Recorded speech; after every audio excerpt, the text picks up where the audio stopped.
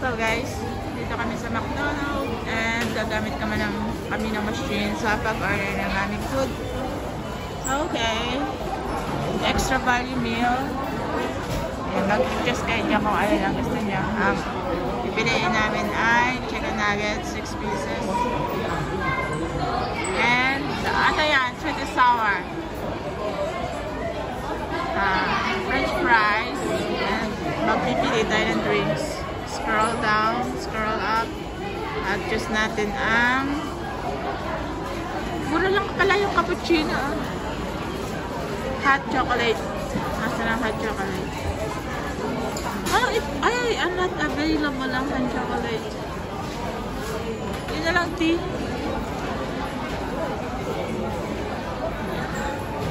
So, add to order.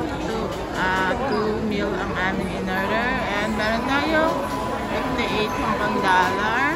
Nagamit tayo ng Alipay. Where's your Alipay? How much left? How much left the Alipay balance? Uy, let me see your... Okay. Table service, dining. And we get number 16. 16. Continue.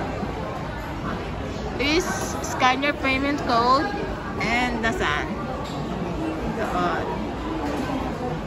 Yan, scan lang dyan. And then lalabas yung resibo natin. Ha! And waiting na tayo sa table. Number ano tayo? Number ano tayo doon sa number 60. Okay, let's wait. And upo na tayo.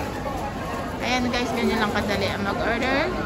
Self-order dito sa McDonald's, Hong Kong. Thank you for watching and kakain na tayo. Pag nag-remit ka, at least $3.